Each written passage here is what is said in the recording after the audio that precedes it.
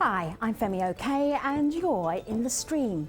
Today, the United Nations has been accused of knowing about alleged sexual abuse of children by French troops in the Central African Republic, but not doing enough to reveal those incidents. We look at how the UN handles accusations like this.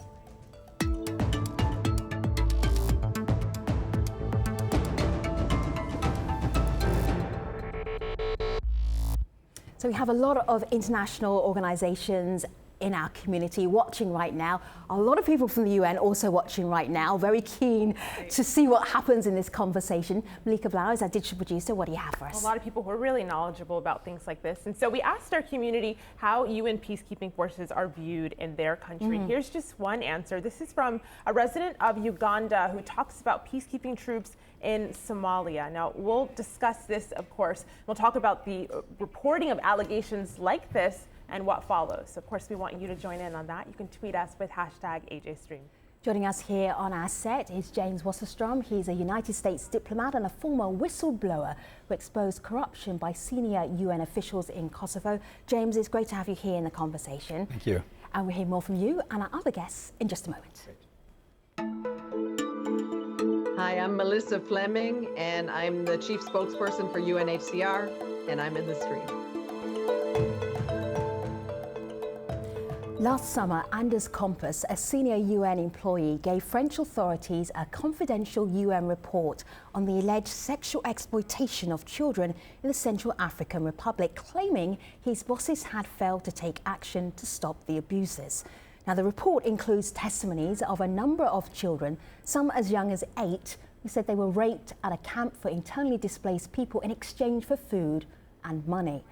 While the UN said the abuses took place before its peacekeeping mission in the CAR officially began, the UN's own internal report accuses the organisation of having, I'm going to quote here, a culture of silence, end of quote, when it comes to revealing abuses or misconduct. Kompass was suspended for breaching protocol, but was later reinstated when an appeals tribunal found his suspension to be unlawful. The UN has refused to label Kompass's actions as whistleblowing, claiming he compromised the identity of the child victims and witnesses mentioned in the report. But some former UN employees have come out to suggest that the Kompass case shows how the UN deals with whistleblowers. So to help us talk about this, we're also joined by Farhan Haq. He's the Deputy Spokesperson for the UN Secretary General. MUKESH KAPILA is a former UN coordinator for Sudan. He's currently a professor of global health and humanitarian affairs at Manchester University. And SHELLEY Walden is consultant with the Government Accountability Project, a whistleblower protection and advocacy organisation. So good to have you here, everybody.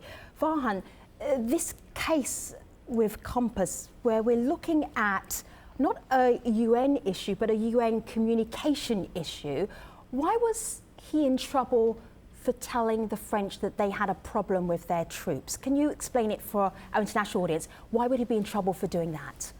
Well, I'll try to, but first of all, I hope you have some tolerance for the fact that because this is a case that's still underway, I don't want to say anything that's prejudicial, of course, towards his case. Sure, absolutely. Having said that, what we have said, and we've been very clear about this, is that this has to do with our concerns about how the evidence that we collect has been handled.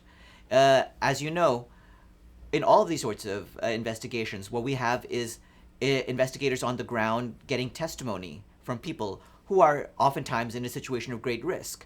In a place like the Central African Republic, these are small children, some as young as 9 years old, who are child victims. You have witnesses who sometimes give us testimony only on condition of anonymity. And then the question is, were the confidence that they placed in us, was that breached in some way or another? So we want to make sure for the witnesses, for the investigators, and in particular for the victims themselves, that the way the evidence was handled respected their basic rights. Otherwise, we have a problem in that regard. So we're looking into that. At the same time, I want to make it very clear that this really shouldn't be seen as an effort to silence someone for speaking up about the atrocities. I mean, that is a very serious thing, and we want that followed up on. We've tried to do that ourselves. The investigators on the ground are the ones who brought this to light. It was the people from the Office of the High Commissioner for Human Rights and from UNICEF who did these interviews and who tried to make sure that it was followed up. And what we need to determine is, first of all, did we follow up properly? And second of all, did we do it in such a way that respects the victims and the witnesses themselves? So you're still trying to work that out. There is a procedure for unveiling misconduct at the United Nations that you encourage staff to go through. What should they do? What is the official procedure? Because Anders Kompass isn't considered to be a whistleblower by the United Nations. Part of that is has to do with the timing of when he put out information.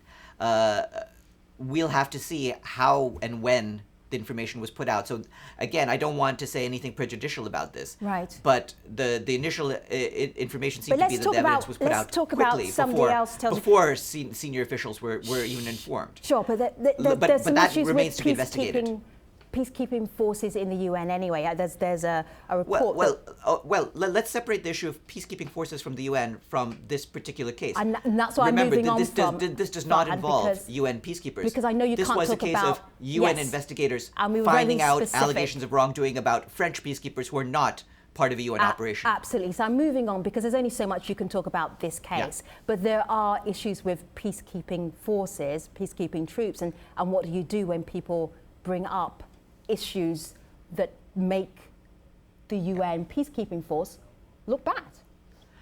And we've tried to get in place a culture where people will speak up about this, and also that we have conduct and discipline units in all the peacekeeping operations trying to examine and make sure that all peacekeeping soldiers, police, whomever, civilian staff abide by the rules and are not culpable for any sexual abuse or exploitation. And as far as the statistics we've been able to accumulate on this over the years has been, we've been making headway. Even just a few years ago, you would have sometimes more than 100 reported cases, whereas last year there was 53 reported cases, and so far this year, up through now, we have about 15. The trend has been downwards, and regularly downwards, consistently downwards over the course of the past decade. The question is that enough? And the answer is right now, no. We still need to change the entire culture by which the UN operates so that people do speak up about this, and the conduct and discipline units are able to make headway in dealing with these issues, and that follow-up action is taken by the member states. I just want to pick up on that line you said, talking about changing that culture and moving forward. Yeah. We got a tweet here from Leonard who talks about that procedure and what happens when you want to whistleblow, basically. Leonard says, if you put forward suggestions or concerns in the organization, do you feel you receive serious, transparent feedback? So, James, I want to go to you with this tweet because this was you. You put forward information that you believed needed to be addressed. What happened? Well, I would say the culture at that time, and I would argue that it exists to this day, is that people who pop their heads up above ground to report serious misconduct get their heads chopped off. I mean, my particular case is exemplary of that. I was involved in allegations of a kickback for a major power plant scheme. I reported it to the Inspector General. There were investigations, and I suffered the consequences. I was detained by UN border police. My house was searched and my property taken. And I spent 6 years battling through the system to complain about the fact that the protections that I had as a whistleblower, because I was an official whistleblower, were not afforded me, that they failed me completely. That in fact, the accountability institutions of the UN, each and every one of them, failed in my case. And I think that lesson has not been lost on many UN staff. And I think the statistics of the office charged with protecting whistleblowers, which is called the UN Ethics Office, confirm that. And my colleague SHELLEY Walden has done quite a bit of research on this and can probably speak to those statistics. SHELLEY? Yeah, I'd love to speak to that. Well, first, I should say that in 2012, we did a study where we actually talked to whistleblowers and staff union representatives and other people in the peacekeeping missions. And what we found is there's a real culture of silence and a culture of fear there. So it's great that allegations of sexual abuse are going down in the peacekeeping missions if the misconduct is going down. But if it's because people feel like they're not protected when they come forward, then that's a problem. And I would argue that that's part of the problem here. Police officers, peacekeepers, they have no protections if they blow the whistle at the United Nations. You're only protected if you're a UN staff member. Now, the UN Ethics Office, which Jim was just talking about, they have received over 447 preliminary inquiries from people at the United Nations. They've launched investigations into whistleblower retaliation claims in about 135 of those cases, and they've found in favor of 4 whistleblowers. So 96% of the people who have requested help from retaliation from the UN Ethics Office have not been protected. So whistleblowers feel like if they come forward, like Jim said, their heads are going to be chopped off. Now, about Compass specifically, he is a whistleblower. If you look at the UN whistleblower protection policy, he meets the criteria to be considered a whistleblower by the UN. Those criteria include, so you can go externally if you believe that there's a significant threat to public health or safety as a result of your disclosures, or if there's a violation of national or international law, and if you fear that you're going to be retaliated against if you go through the internal channels. Now, Compass feared that he'd be retaliated against, and I wouldn't blame him if only 4% of whistleblowers are protected, and he actually has been retaliated against from having gone public. Or not even gone public, from having gone to law enforcement. He went to the people who had the power to act on these allegations. The UN can't prosecute. The French government can prosecute. They needed to know what was going on in order to do something. James. I would like to add a little bit to that, in the sense that Compass, he shouldn't be the subject of this conversation. Absolutely, I was just about to say that, because it's a much broader conversation, and also we're not talking about peacekeeping troops who were under a UN mandate at the time, but we're talking about a general feeling within the United Nations organization. Can people step up? Can they speak out? And I would give the example of Aisha al-Basri, who recently won a prize for truth-telling, the Ridenauer Prize for truth-telling, who revealed that the UN was complicit in covering up some of the crimes crimes against humanity. In Sudan, she was based and her job was? She was the spokesperson, I believe, for the UN mission there. Right. And she is the first to say that as a result of what she witnessed in my case, of the fact that I spent years fighting and then ended up having serious consequences, she chose to resign rather than go the route that I chose, because she feared that she would fail and that she would end up suffering serious consequences of retaliation. Well, speaking of Sudan, we actually got this, Mukesh, I'm going to direct this tweet to you, because we got a tweet from a resident of Sudan. He writes in, this person, Abdul Salam, says, the peacekeepers are just a symbol rather than an active mechanism that's been formed to protect the lives of those who are in danger. And he, of course, is referring to Darfur, he writes. Now, you were the former head of mission there. What is it on the ground that causes reactions like this from actual residents? I think basically the UN system in its peacekeeping form in Sudan is essentially broken. In fact, violence has gone up in Darfur during the time that the UN mission has been there. And every day there are abuses going on, and the peacekeepers fail to protect or are involved themselves because of connivance with the Sudanese authorities. So in that sense, and all the reports that Aisha leaked or other reports that have been formed, the UN refuses to do an open inquiry on this. And this is the problem. It's not about defining a person as a whistleblower or not as a whistleblower, but a feeling that the UN system doesn't provide an atmosphere where it can be trusted to investigate misconduct or misdoing.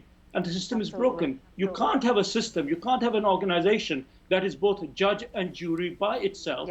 And I think this is the problem. And this will not be solved unless the UN is subjected to external accountability, not its own officials judging itself and deciding whether something is right or wrong. Okay. That is why there's a gap between either peoples and we, the UN, that has been created to serve the peoples. Farhan. If I may, regarding the case of my colleague Aisha al-Basri, my fellow spokesperson, the UN actually had been following up on what she said. We actually did commission a study into this, and earlier this year we actually came out with a fairly sober, very frank assessment of our problems there. It's not that we didn't follow up or didn't listen to what she was saying. You refuse the questions put to the Secretary General. You refuse to answer the questions put to the Secretary General in the inquiry report. The inquiry has never been published. Where is the inquiry? No, but we shared the findings of that. Shelley, hold tight, because Farhan can only talk to one person at a time. Farhan, finish up your thought. Yeah, if I may, actually, there's two things I need to address. First of all, regarding that, on Darfur, yes, we do try to follow up, but you need to appreciate the fact that the UN mission in Darfur, the peacekeeping mission for which you worked, has its mandate by the Security Council, and ultimately we have to present this information to the member states of the Security Council and get authorization for them. That ultimately is where the responsibility lies. If I may, before we get off on this, your colleagues, our counterpart Shelley, gave some statistics from the ethics office, and I just wanted to make a clarification because I don't want the statistics to be misused. From August 2006 through July 2014, the ethics office received 401 inquiries relating to whistleblowing and retaliation, but of those, approximately 2/3 of those were requests for information, advice, or referral. They were not complaints as such. So that was 2/3 of that number, 400. Of the remaining 1/3, the ethics office conducted approximately 120 preliminary reviews, and they determined out of that 15 prima facie cases of retaliation. And they've tried to get they tried to get the figures I have is 15. Okay. And they tried to get a redress for those. Of those 15, 3 were resolved. 4 were other cases had retaliation established. Farhan, I appreciate your take on the figures, and Shelley and Farhan, we're not going to go back and forth on figures. Yeah. I think the broader points are really more important than the going back and forth on the figures, particularly when we start getting down to and I actually single have figures. the same figures for the most part, but it still comes down to 96% if you take that 100 number rather than Let me push on a little bit. Malika, what do you have to bring into the conversation? When you talk about making this about the broader point, there's actually a video comment that really hones in on that. So James, I'll play this for you. This is from Joe. Have a listen to what he had to say. I find it surprising that the United Nations would first appear to cover up such damning behavior, and second, to retaliate against a whistleblower. If releasing this information is a breach of protocol, surely we must consider that on the balance of things, the bigger breach of protocol was the sexual abuse of poor African children by French peacekeepers. So how can ordinary people trust the UN to intervene not only in African conflicts, but anywhere else in the world? Unfortunately, I would agree with some of that assessment.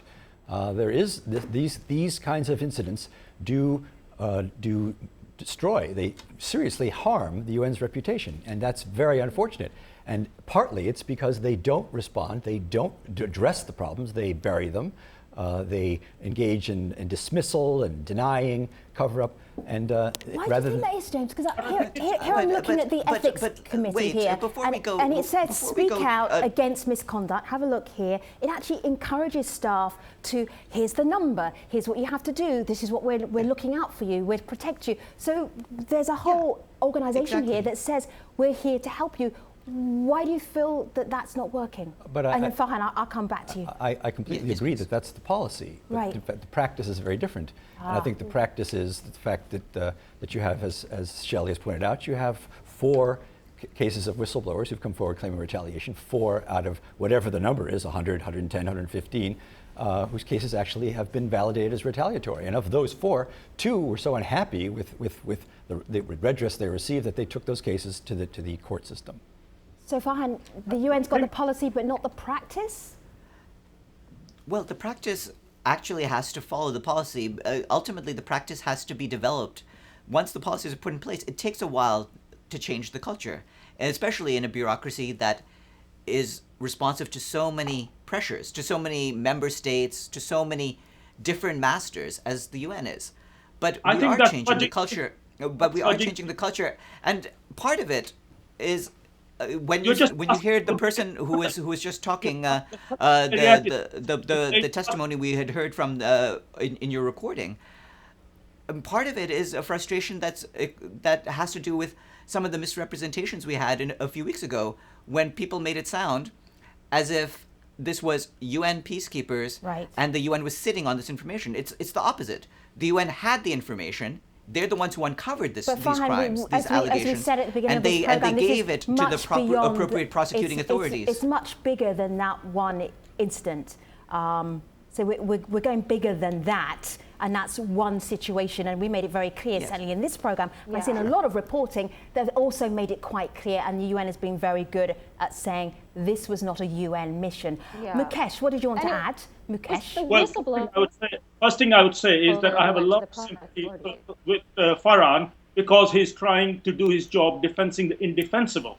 The point is that you can't fudge this issue through legal and bureaucratic approaches. This is not picking nits here. These are children, women, and others being exploited by those who are supposed to protect them.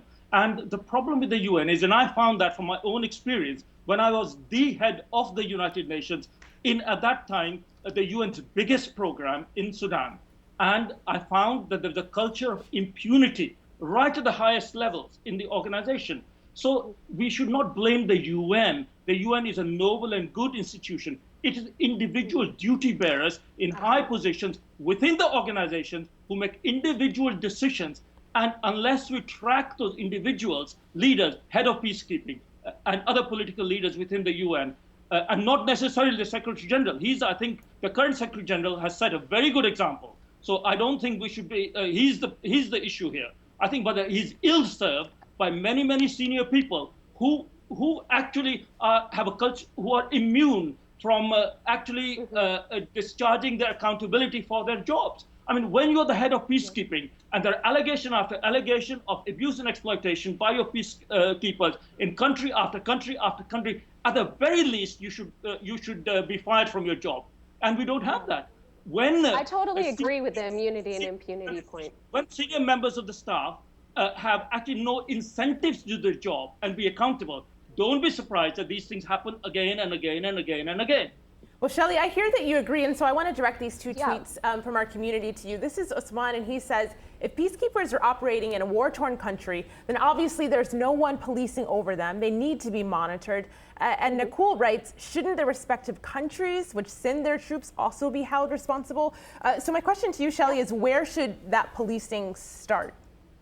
Well, there's a lot of issues here. I mean, one issue is that the UN doesn't prosecute. So the sending states have to prosecute, but they don't usually, well, they often don't report back to the UN whether or not they've even prosecuted. There is more that could be done to hold those sending states accountable and to make them prosecute. One thing is that they could have a blacklist of countries that have failed to prosecute peacekeepers and make that list very public. There's also the possibility of withholding some of the funds that the peacekeeping troops get if that country has not prosecuted the people who have engaged in misconduct. Now, the impunity and immunity points are huge, because I think that one of the reasons that Shelley, the UN right at the end of the show, finish up quickly so I don't leave you mid-sentence. And that other intergovernmental organizations have such a big problem with this is because they're immune from national courts. No one is looking into and holding them accountable on the level that they do. You know, I would argue that the most important opinion is the one that we end on and the one that we started on, because if the UN is not able to take all of this passion and then do something with its own staff so they feel empowered, then we've probably wasted our voices. You've wasted your voices. Farhan, would you leave us with one line, because we're almost at the end of this show. Well, where's the UN going with this in terms of ethics and misconduct? We are trying slowly but surely to build a system where people feel empowered to do exactly that, to speak out. And I'm hoping that what we're creating is a UN where people like MUKESH, KAPILA, and James WASSERSTROM, if they were to do the exact same things that they had done before now, would actually get the support that they need. Shelley, Walden, MUKESH, KAPILA, James WASSERSTROM, thank you so much for being part of this program. I'll see you online, stream.aljazeera.com. Thanks for watching.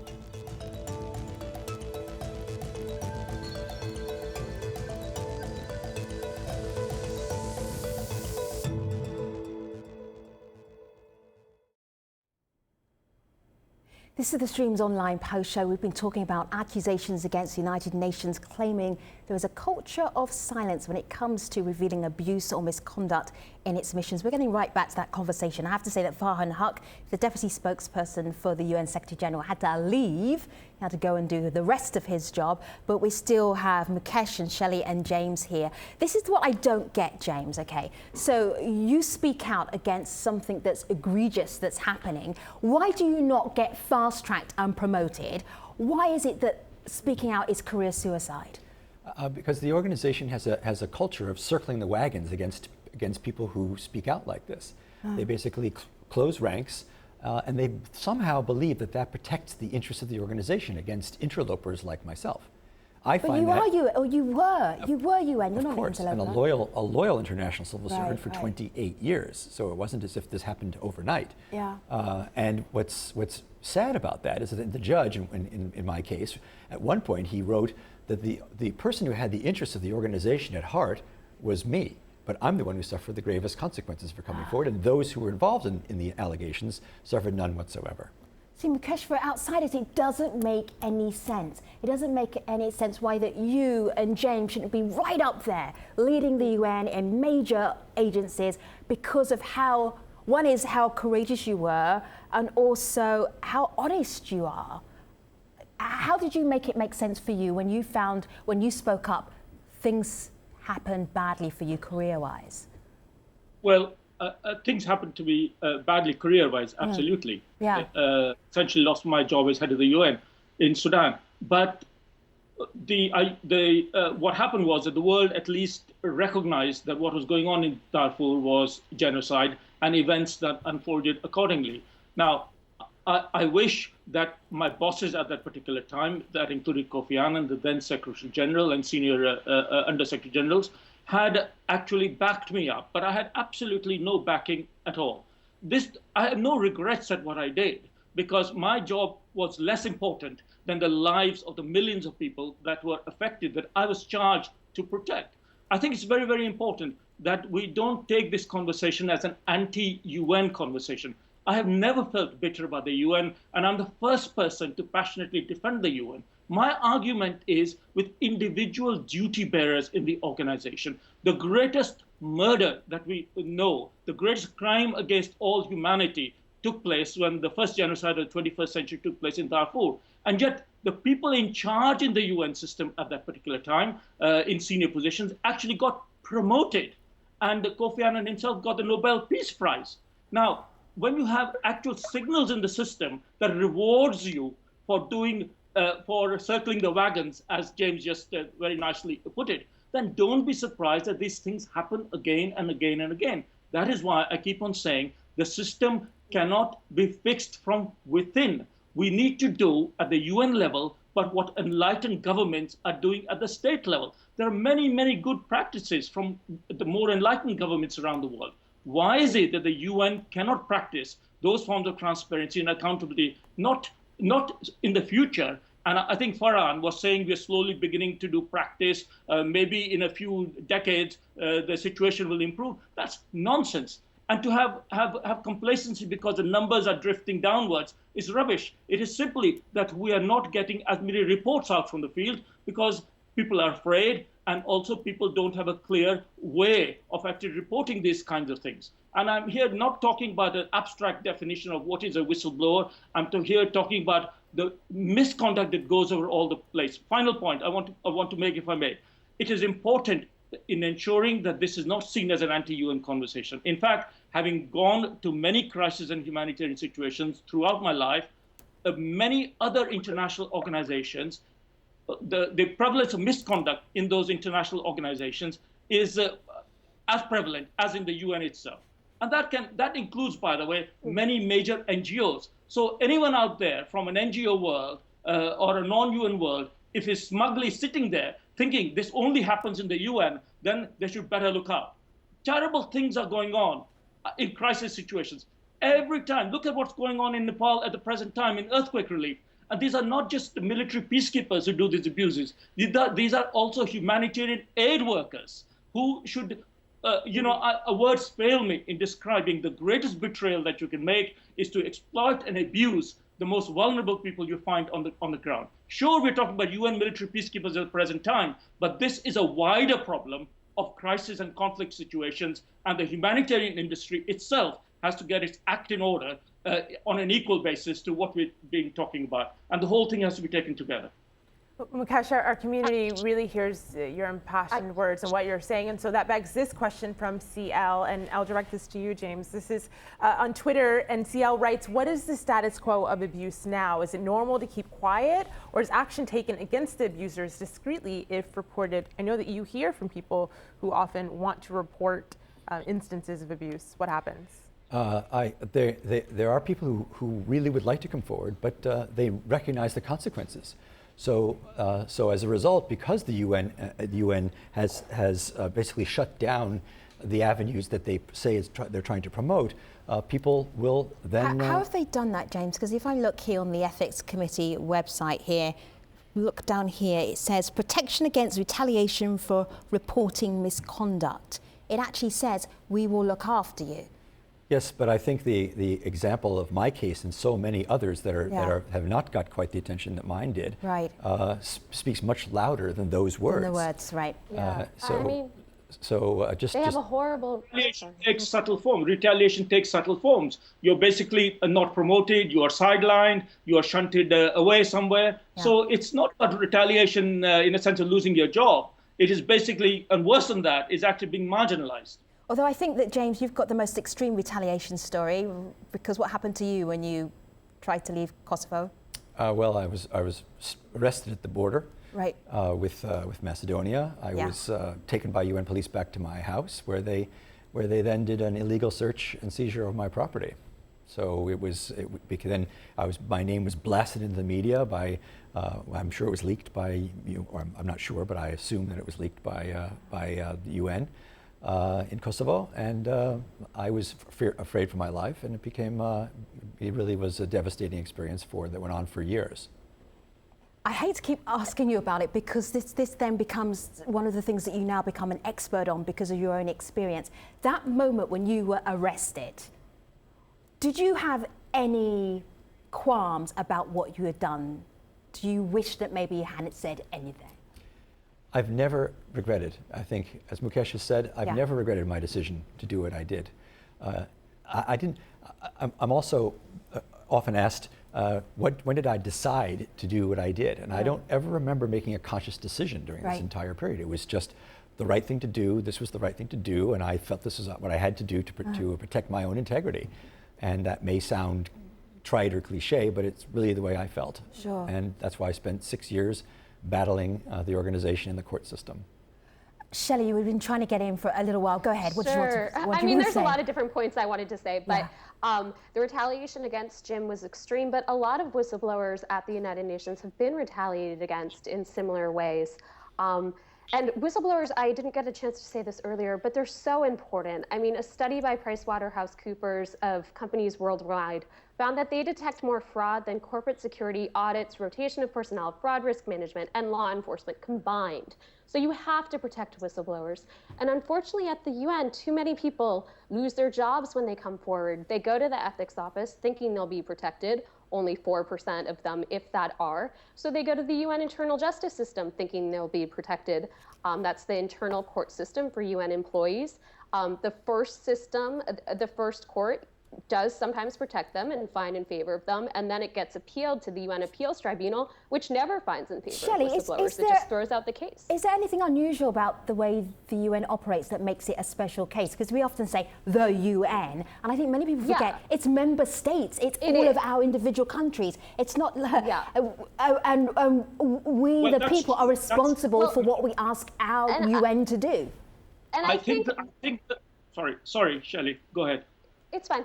I mean, it is member states, and there are political factors that, sometimes come into play here. But I think the problem is that it is an internal court system. The UN, even though they claim to have independent judges, really they're paid for by the UN. So what we would love to see is external arbitration in whistleblower cases, or a court system just for intergovernmental organization employees, because this isn't only a problem at the UN, it's a problem at the World Bank, at the Inter-American Development Bank, and all these other organizations that have their own internal tribunals, and that's a problem. I think it is the shabbiest position that the UN takes, where it hides behind member states.